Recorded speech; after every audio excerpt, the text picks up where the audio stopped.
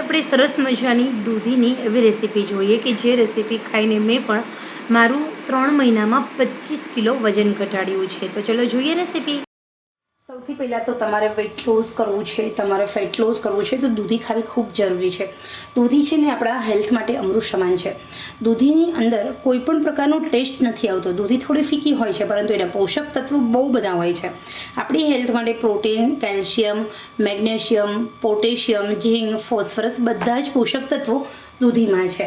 દૂધી ખાવી ખૂબ જરૂરી છે. સૌથી પહેલાં તો માર્કેટમાંથી જ્યારે પણ દૂધી તમે લાવો છો ત્યારે ચેક કરો દૂધી પોચી હોવી જોઈએ અને આંગળી પેસ્ટ કરો તો દૂધીમાંથી પાણી નીકળવું જોઈએ. એટલે દૂધી બહુ ગુણકારી, કારણ કે આપણે જે દૂધી ખાઈએ છીએ ને દૂધીની અંદર પાણી હોય એનું જ મહત્ત્વ હોય છે.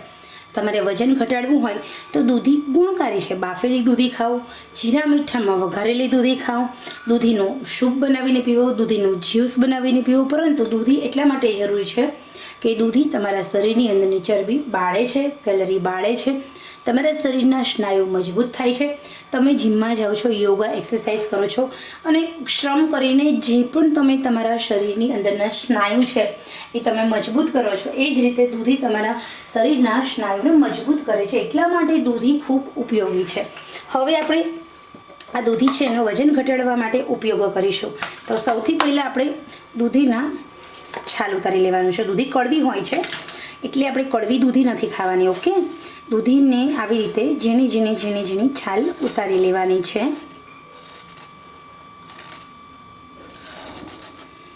કડવી ટેસ્ટ કરો. કડવી દૂધી છે ને પોઈઝન હોય છે, એ આપણી હેલ્થ માટે ખૂબ જ નુકસાનકારક છે. એટલે આપણે ચેક કરીશું. દૂધી એકદમ મીઠી કડવી બિલકુલ ન હોવી જોઈએ. કાકડી, દૂધી, ગીસોડા, પરવળ આ બધી જ વસ્તુ છે ને ચેક કરવાનું, કડવું બિલકુલ ન હોવું જોઈએ. તો હવે આવી રીતે મેં છાલ ઉતારી લીધી છે. અહીંયા આપણે 500 ગ્રામ દૂધી આપણે સમારવાની છે. દૂધી છે ને એ ખાઈને મેં મારું 25 કિલો વજન શિવાંશ સફેદ ઘટાડી દીધું છે. મેં એકલી દૂધી અને પાલક વધારે ખાતી, બીજું યોગા એક્સરસાઇઝ બિલકુલ નહોતી કરતી. બપોરનું ભોજન હોય કે સાંજનું ભોજન હોય દૂધી, અને મને સંતોષ થાય એના માટે હું જે ઓટ્સ આપણે હોય છે એ ઓટ્સ, પ્લેન ઓટ્સ, માત્ર ને માત્ર વઘારવાના નહીં, મીઠું નાખીને વ્હાઇટ કલરના બાફેલા ઓટ્સ હું ખાતી. મેં મારું 3 મહિનામાં 25 કિલો વજન ઘટાડેલું છે. તો હવે મારું વજન છે એ 120થી 25 કિલો થઈ ગયેલું. શિવાંશના બોર્ન વખતે સીઝર પછી બહુ વજન વધેલું. એ પછી મેં મારા વજનને ખૂબ કંટ્રોલ કરવા માટે દૂધીનો ઉપયોગ કરેલો હતો. આ જે દૂધીની રેસીપી છે ને એ તમે એકલી વજન ઘટાડવું હોય ને તો આ એકલું જ આમ દવાની જેમ આ એકલી જે દૂધીની રેસીપી ખાઈ લેવાની છે ધરાઈને. આમાં તમે થોડી ચણાની દાળ ઉમેરી શકો છો, થોડી મગની દાળ ઉમેરી શકો છો, થોડું પાલક પણ એડ કરી શકો છો. અને બીજું કે દૂધીના શાક સાથે પ્લેન ઓટ્સ બનાવીને તમે માત્ર ને માત્ર થોડું અમથું સ્લાઇડ મીઠું ઉમેરી અને plane oats, white oats plane ખાઈ શકાય છે. આવી રીતે દૂધીને આપણે ચાખવાની છે અને પછી ઝીણી ઝીણી ઝીણી ઝીણી સમારી લેવાની છે. તો હું તો અત્યારે બપોરનું જે ભોજન જમીશ ને એમાં વીકમાં એક વખત આપણું શરીરમાં ચરબી ના થાય, કોલેસ્ટ્રોલ ના થાય, પગ ના દુખે, અને મને ડાયાબિટીસ પણ છે એટલે ડાયાબિટીસ બી કંટ્રોલ રહે. એટલે વીકમાં 2 થી 3 દિવસ હું આપણા શરીરની અંદર હોર્મોન્સ અને ઇન્સ્યુલિનનું અને ડાયાબિટીસ છે એટલે અનબેલેન્સ ન થાય અને સાથે મારું વજન સાઇઝ પણ ન વધે, એના માટે ડાયટમાં અઠવાડિયામાં 2 થી 3 દિવસ એકલી દૂધી હું ખાઉં છું. તો આજે હું જે રીતે દૂધીનું આ રેસીપી બનાવું છું એ ટેસ્ટી રેસીપી, એવું નહીં કે તેલ ઓછું, તેલ થોડું એડ કરીશ. આ પણ દૂધી મેં ટેસ્ટ કરી નથી એ કડવી. અને બપોરના ભોજનની અંદર હું આ રોટલી પણ નહીં, ઓટ્સ પણ નહીં, ભાખરી પણ નહીં, ભાત પણ નહીં, મારા ડાયટની અંદર ધીમે ધીમે શાંતિથી આ એકલી રેસીપી ખાવાની છું. કારણ કે મને વિશ્વાસ છે કે આનાથી મારી હેલ્થ બહુ સારી રહે છે. ખોટા ડૉક્ટરને ખર્ચ પણ નથી થતા, નકામી વધારાની દવા પણ શરીરમાં નથી જતી અને આપણું શરીર એકદમ મસ્ત રહે છે. ખાસ કરીને સ્ત્રીઓ જે અમુક ઉંમર પછી થાક લાગે છે, જે મોનોપોઝ દરમિયાન જે અનબેલેન્સ થાય છે હોર્મોન્સનું, અને શારીરિક સ્વભાવ, શારીરિક રીતે, માનસિક રીતે અને બધી રીતે એમનો સ્વભાવ ચીડિયો થાય, એ લોકોએ દૂધી ખાસ ખાવી જોઈએ. હવે આ સબ્જીમાં હું આ સબ્જીને વધારે ટેસ્ટી ભાવે એવી બનાવવા માટે 4 થી 5 કળી અહીંયા મેં લસણ લીધું, ડુંગળી એક ઝીણી ઝીણી ચોપ કરી લીધી છે અને ટામેટું પણ મેં એકદમ મસ્ત ચોપ કરી લીધું છે. હવે આપણે સરસ વઘાર કરીશું. અહીંયા હું તેલ એડ કરું છું. જો હા, તમને એકલું દૂધીનું આ રેસીપી ખાવી નથી ભાવતી તો તમે એ શાક સાથે, ભાખરી સાથે, પરાઠા સાથે, પુલાવ સાથે ખાઈ શકો છો. વજન ઘટાડવા માટેની સ્પેશિયલ રેસીપી છે એટલે હું જીરામાં વઘાર કરીશ. તેલ તમારે જે રીતે ઓછું ખાવું હોય તો ઓછું, અને જે રીતે તમે ખાતા હોય એ રીતે 500 દૂધી હોય તો 3 ચમચી જેટલું તેલ વધારે ને વધારે, અને ઓછામાં ઓછું અડધી ચમચી પણ ઉમેરી શકો છો.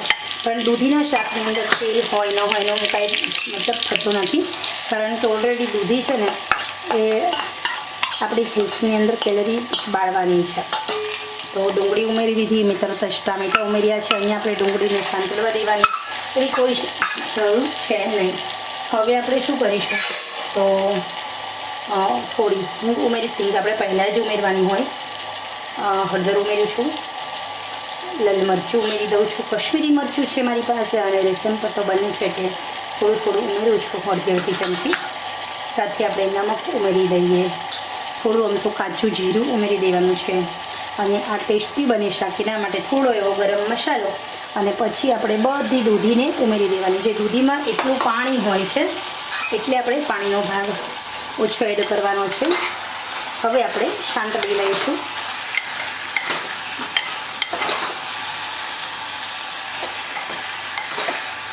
એક મિનિટ સુધી આપણે આ બધા મસાલાને ચડવા દેવાના છે તેલની અંદર. આ જે દૂધીનું શાક ખરેખર ટેસ્ટી બને છે. જે લોકોને દૂધી નથી ભાવતી એ લોકો પ્રેમથી ખાશે, માંગી ખાશે, હોંશે ખાશે આ શાક. મારા ઘરમાં મારા હસબન્ડને નથી ભાવતી દૂધી. પહેલાં તો મને કે તું દૂધીનું શાક બનાવ તો તું ખાજે, હું નહીં ખાઉં.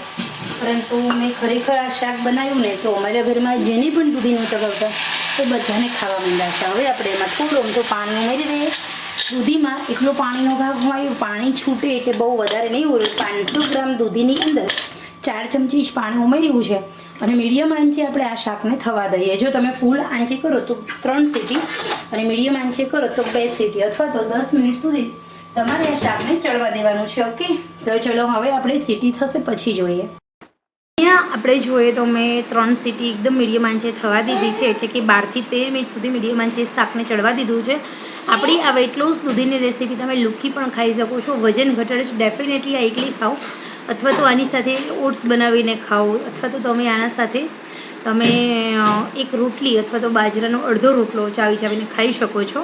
પરાઠા પણ ખાઈ શકો છો. આ રેસીપી બહુ સરસ મજાની છે. ડાયાબિટીસ, કોલેસ્ટ્રોલ અને વજન માટે સૌથી બેસ્ટ આ રેસીપી છે. તો આવી જ રીતે આ રેસીપી ખાઓ અને એકદમ સરસ મજાનું વજન ઘટાડો મારી જેમ.